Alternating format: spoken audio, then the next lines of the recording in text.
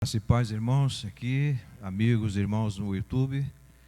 Que bom estarmos juntos nesta noite preciosa. E Deus tem nos falado até aqui, e continuará nos falando para a glória dele, para a nossa edificação e salvação dos perdidos. Quero agradecer ao nosso pastor a oportunidade preciosa de poder ministrar a palavra. Eu queria agradecer aos irmãos que têm orado pela nossa Liz, continua dormindo. Movimento muito grande lá em casa, home care, né? E quero agradecer a irmã Gracinha, as roupinhas que ela fez. E vou pedir à minha filha, claro, ela vai usar a menina e mandar uma foto para a irmã.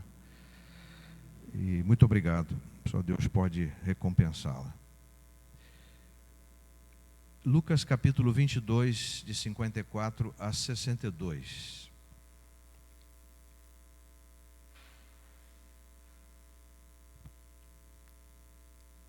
Lucas 22, 54 a 62. Os irmãos podem, os que podem ficar em pé, por gentileza, descansar um pouquinho. Eu vou ler na tradução Melhores Textos Hebraico e Grego, da antiga imprensa bíblica brasileira, Almeida 21. Então, prendendo-o, levaram-no para a casa do sumo sacerdote, e Pedro os seguia de longe. E acenderam uma fogueira no meio do pátio e sentaram-se juntos. Pedro, chegando, sentou-se entre eles. Então uma criada o viu sentado perto do fogo, fixou os olhos nele e disse: "Este também estava com ele." Mas Pedro negou, dizendo: "Mulher, eu não o conheço." Dali a pouco outra pessoa o viu e disse: "Tu também és um deles."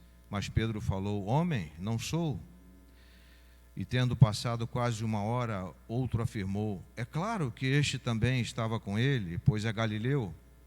Mas Pedro respondeu: "Homem, não sei o que estás dizendo." Imediatamente, enquanto ele ainda estava falando, o galo cantou. Então o Senhor, virando-se, olhou para Pedro, e Pedro lembrou-se da palavra que o Senhor lhe havia falado: "Hoje, antes que o galo cante, 3 vezes me negarás." Pedro, então, saindo dali, chorou amargamente. Pai, te agradecemos a tua preciosa palavra. Obrigado pela verdade bíblica, pela verdade revelada. Que o mesmo Espírito que revelou esta palavra ilumine a nossa mente, o nosso coração, para que a compreendamos e a vivamos a cada dia. Muito obrigado por estarmos aqui, irmãos e amigos, assistindo, participando também, e que tu fales a cada coração como tens falado até aqui, e sejas tu glorificado na exposição da tua palavra. Visita o aflito, a aflita, o angustiado, a angustiada, aquela que está passando por momentos difíceis, por hecatombes, tempestades na vida. Só tu podes ministrar graça, ministrar favor, encorajamento. Obrigado pelas vicissitudes da vida, pelas dificuldades. Obrigado, Senhor, pelas provações, porque elas nos amadurecem, nos tornam mais sensíveis às necessidades dos outros. Ajuda-nos, Pai. Muito obrigado pelo nosso pastor, sua família. Obrigado pela existência desta igreja.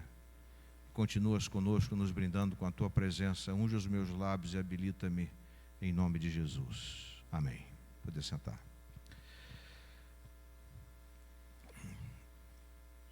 Há um tempo atrás eu estava pensando sobre esse tema: Deus ama os fracassados. E eu me identifico muito com esse tema,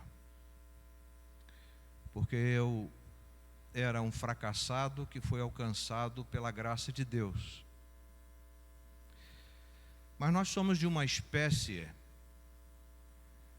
com raras exceções, que não se importa com os que fracassam. Na verdade, temos uma forte tendência, inclinação para convivermos com os bem-sucedidos, com os vitoriosos, com os autossuficientes, com os saudáveis, e excluímos os que erram, os que fracassam, os que caem, os doentes. Não temos paciência muitas vezes. Como denominação ou igreja local, somos, com raras exceções, o único exército que deixa os seus feridos para trás. A história do soldado Ryan, um filme que retrata a realidade da Segunda Guerra Mundial, mostra que todo um batalhão norte-americano na Itália, na região da guerra, se arriscou para resgatar o Ryan e conseguiu. Alguns deles perderam a vida, mas conseguiram. Os fracassados precisam de misericórdia. Aquele batalhão norte-americano demonstrou em relação a um dos seus membros misericórdia, amor, mostrou patriotismo, coragem, renúncia, sentido de missão, sentido de propósito. Os fracassados precisam de socorro, precisam de ajuda. Há um grito que chega aos nossos ouvidos, e muito mais do que os nossos ouvidos, aos nossos corações.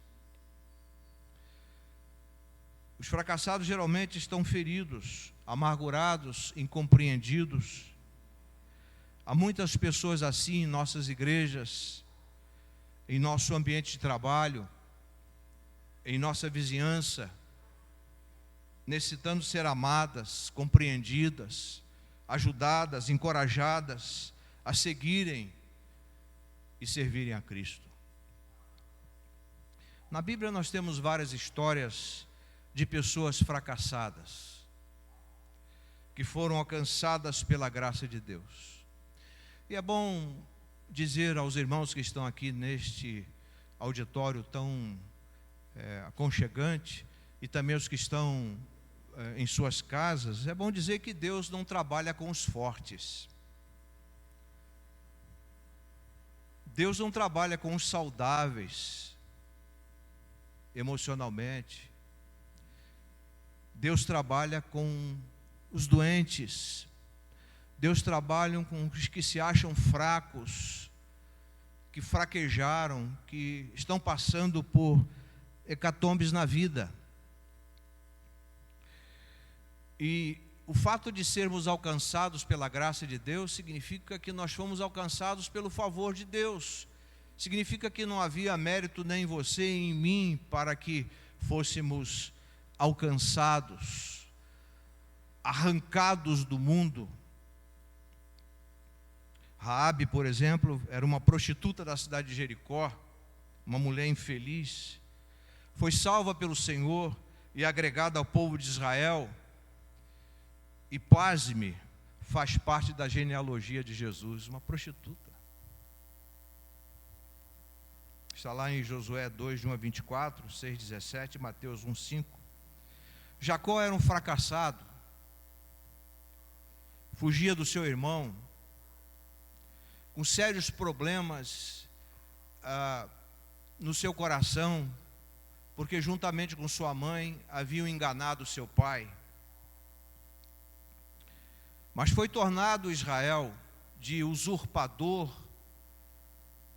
de 171. Ele foi tornado Israel príncipe de Deus. Era um homem difícil, mas Deus o amava. Deus ama pessoas difíceis.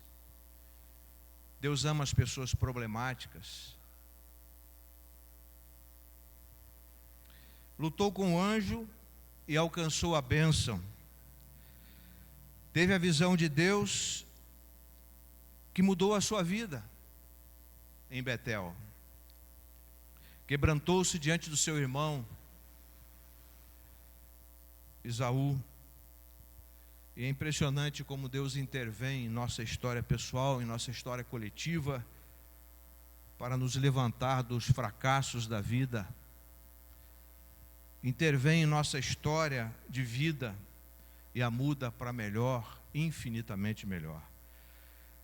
Porque o amor dele é incondicional.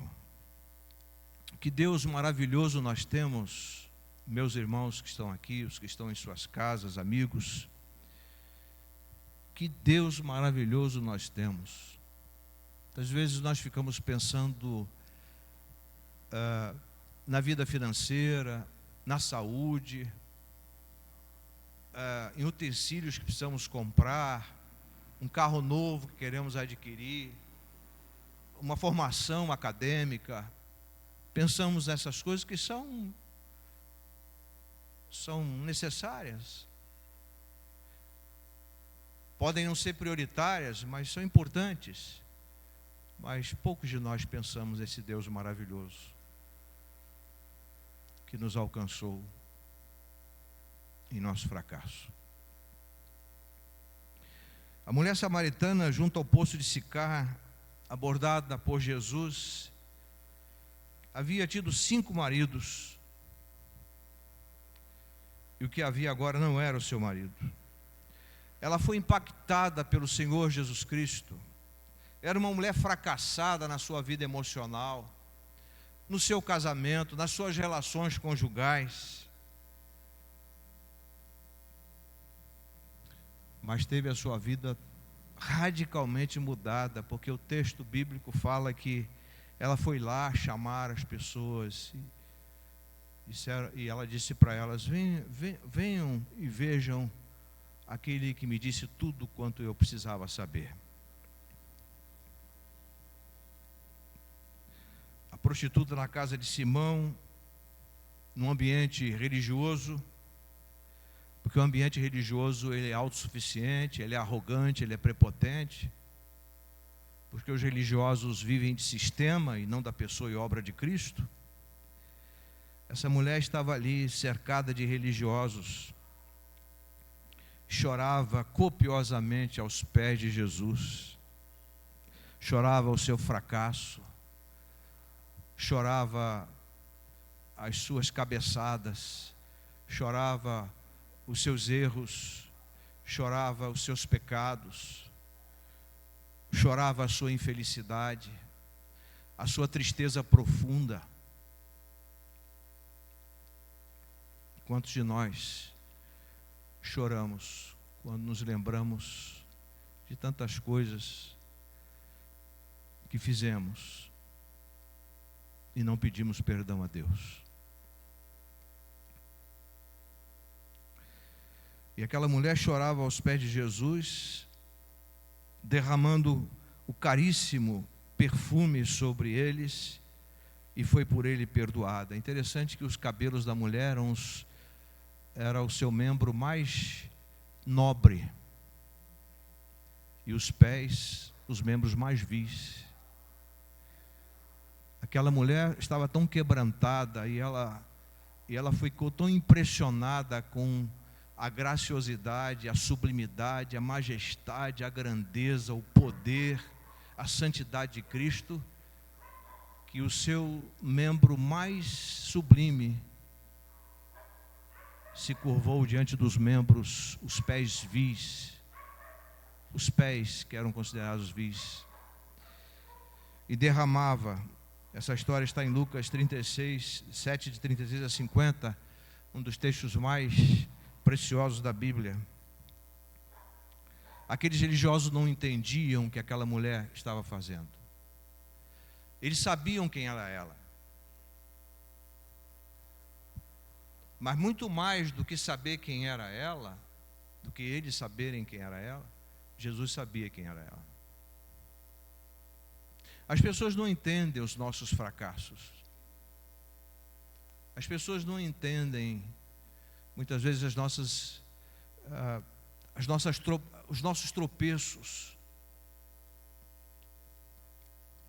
Nós somos alvos de julgamento. Os que fracassam são vistos com ou indignação ou com pena. Mas quem somos nós para julgar as pessoas que fracassam? Mas naquele ambiente religioso havia alguém que se destacava. Simão dizia, se ele soubesse quem era essa mulher. Mas Simão, parece que a vida religiosa que vive de sistema não tem percepção espiritual. Só tem percepção humana, carnal. Mas Jesus sabia quem era aquela mulher. E começou a comparar as omissões de Simão quando ele chegou à casa dele e as comissões daquela mulher. O que Simão não fez com ele, como anfitrião, aquela mulher fez. A religião não considera Jesus como alguém sublime, majestoso, santíssimo, misericordioso, amoroso. Mas o Evangelho sim. O Senhor é especialista em levantar os fracassados, em soerguer os que tombaram, os que caíram nas estradas da vida. Ele não age com base no nosso mérito, porque nós não temos merecimento. Vez por outra a gente ouve assim, alguém fez por aquela pessoa porque ela merecia. E nós nós temos esse negócio de troca, né? Hoje a minha filha mais velha, a mãe da Liz, chegou para mim, pai, eu te amo, e me entregou uma caixa com chocolate, com frutas secas. Eu nem botei a caixa lá para curtir depois. Agradeci. E a nossa tendência quando a gente ganha um presente é querer retribuir. Mas a grande retribuição do presente é a gratidão do nosso coração. O fracassado, a fracassada reconhece e agradece quando Deus intervém. Então o Senhor é especialista em levantar os fracassados, e a raça humana, com raras exceções, é especialista em derrubar mais o fracassado.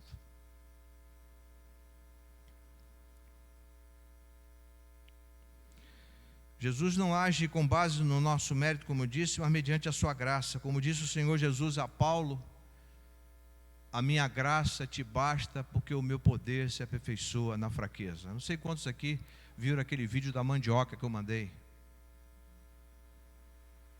É desse jeitinho mesmo. É desse jeitinho mesmo.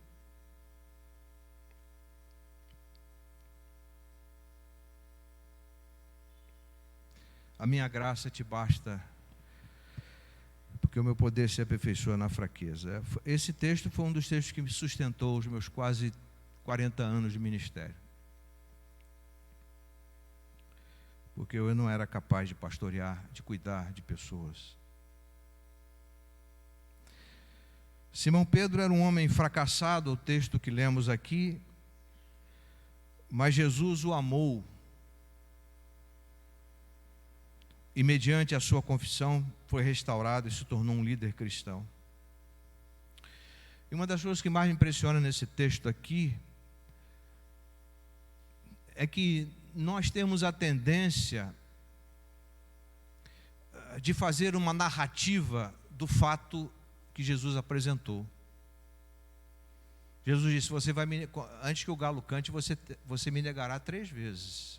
Esse é o fato. Mas a narrativa de Pedro, Senhor, jamais te negarei. Sabe o que eu aprendi, irmãos?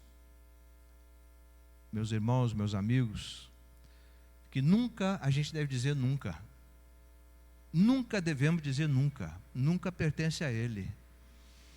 Dificilmente eu farei isso, ou aquilo outro.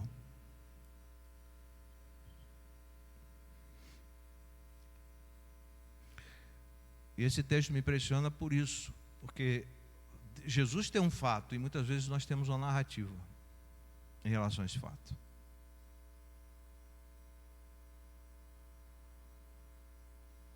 Jesus quer construir uma história linda nas nossas vidas, mas nós queremos fazer uma narrativa. E a outra coisa que me impressiona nesse texto foi o olhar de Jesus. Quando você e eu erramos, caímos, fracassamos, Jesus está olhando para nós. O olhar de Jesus não é um olhar de juízo, simplesmente, não é um olhar de condenação, não é um olhar de derrubar, de prejudicar. O olhar de Jesus é o olhar perscrutador, é o olhar que nos leva a refletir sobre a vida, é o olhar que nos motiva ao arrependimento, à fé e à obediência. Quando Jesus olhou para Pedro, Pedro saiu e chorou amargamente. Aquele homem fracassado, porque não manteve a palavra dita, viveu uma narrativa e não um fato, se tornou um dos maiores apóstolos do Senhor. E quem já leu as cartas de Pedro, um homem indouto, um pescador, um homem rude, pode perceber que o Senhor transforma um fracassado num erudito, num vaso maravilhoso para abençoar vidas. Simão Pedro era um homem fracassado, mas Jesus o amou. A gente sabe, eu já comentei isso aqui com vocês, que nós temos 3 Pedros, né? Nós temos o Pedro dos Evangelhos, temos o Pedro de Atos e temos o Pedro das cartas. A gente estava falando sobre a cura, né, pastor? Na viagem, a cura pode ser no abrir e fechar de olhos, ou pode ser um processo. Pedro se tornou um líder missionário. Paulo também foi um homem fracassado, um religioso fracassado, Saulo de Tarso. Mas em Romanos 7 ele testemunha a realidade do fracasso. Lá em Atos 9,15 nós vemos o Senhor agindo na vida dele. Aliás, antes derrubando do cavalo, né, derrubou do cavalo da religião, cegou na cegueira da religião, para que Ananias orasse sobre ele e a visão do Evangelho se escancarasse. E quando a visão do Evangelho se escancara, meus irmãos, o Senhor nos usa para a glória dele, para abençoar pessoas. Em Romanos 7, Paulo testemunha a realidade do fracasso do homem quando confia em si mesmo. Era a sua própria condição. No capítulo 8 da mesma epístola aos Romanos, ele testemunha a libertação do homem quando este confia na suficiência da obra de Cristo, o Senhor. Os fracassados têm consciência do seu fracasso e confiam na suficiência de Cristo, são restaurados, são encorajados a prosseguirem olhando para Ele, para Jesus, o autor e consumador da fé. Eu gosto muito de Lucas, é um dos meus textos preferidos, é Lucas 5, de 1 a 11, aquela pesca maravilhosa. Quando Pedro disse assim, Jesus se aproxima, Pedro disse, Senhor, nós trabalhamos a noite toda e nada apanhamos.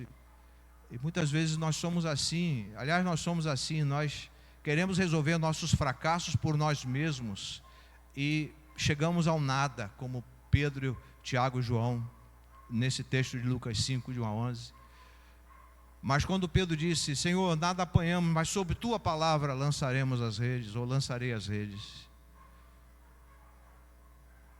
Aqueles pescadores experientes, fracassados, veem o poder de Cristo se manifestando.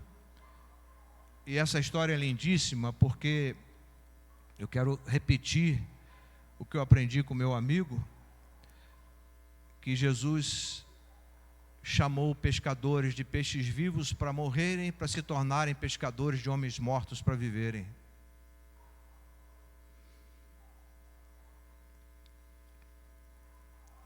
Os fracassados reconhecem as suas incoerências, suas fraquezas, e nós devemos ajudar as pessoas que estão com problemas na sua vida, de vários matizes, ajudá-los com amor, com ternura, com perdão, com afeto e encorajamento. Recuperados e fortalecidos pelo Senhor, nós devemos sair da nossa zona de conforto e ajudar com amor os desvalidos, os desesperados, os deprimidos e amargurados de espírito. Quando eu tive depressão, já contei isso aqui para vocês, só Deus e minha esposa sabiam, e eu não confiava em ninguém para abrir o meu coração. Porque muitas vezes a gente vive em ambientes difíceis. Quando você abre o coração, toda a torcida do Flamengo vai saber depois.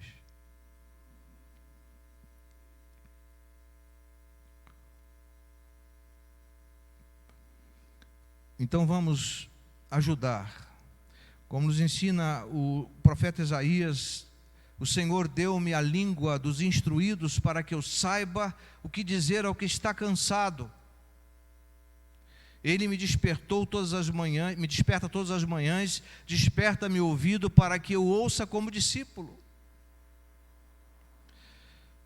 Meus irmãos, aqui e pelo vídeo, o Evangelho é para os fracos.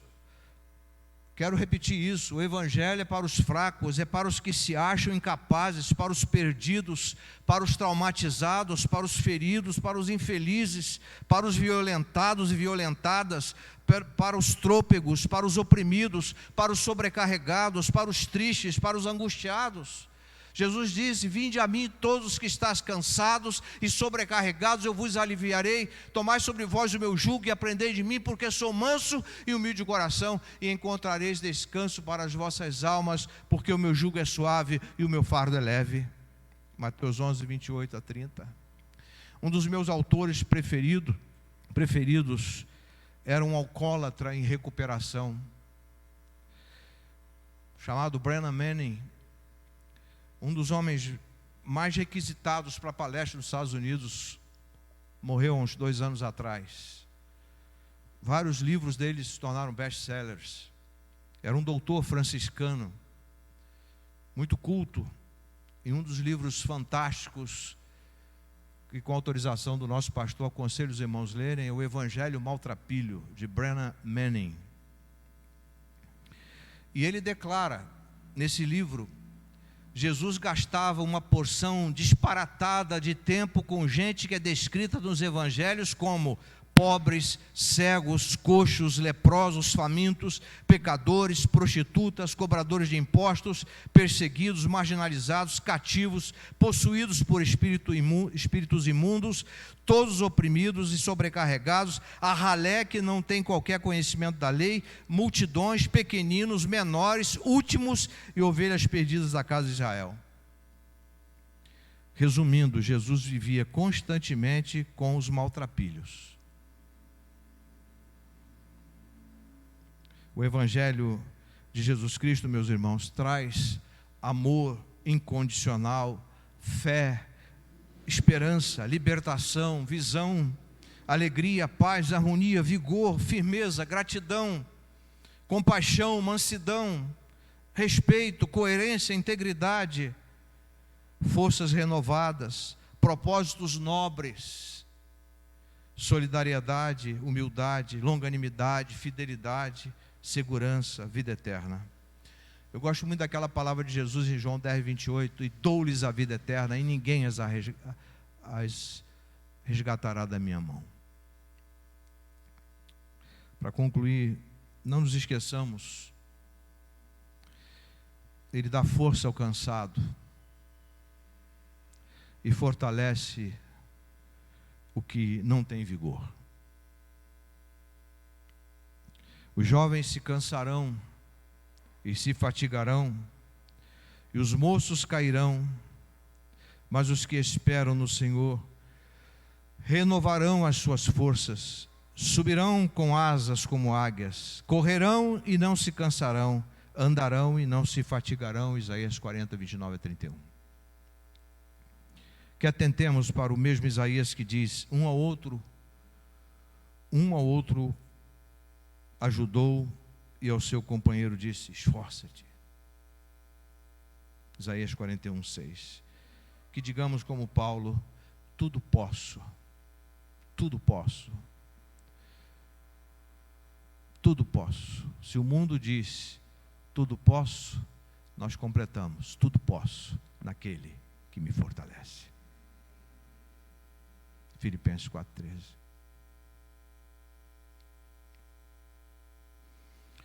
Não permitamos que nos nossos fracassos, nossas vidas se tornem uma narrativa, mas se tornem o fato da ação preponderante de Jesus, transformando-nos radicalmente. Pai, te agradecemos o privilégio e a honra de estarmos aqui juntos, tanto aqui presencialmente quanto na sala do YouTube. Queremos agradecer-te o privilégio de poder ministrar a tua palavra, que tu apliques ao nosso coração. Visite aquelas pessoas que estão passando por um vale sombrio, ou pelo vale da sombra da morte, que elas conheçam Jesus de Nazaré, o Cristo maravilhoso, que nos ama, o Deus maravilhoso que em Cristo ama os fracassados e os levanta. Muito obrigado. Louvado seja o teu nome, em nome de Jesus. Amém. Obrigado, pastor. Obrigado, irmãos.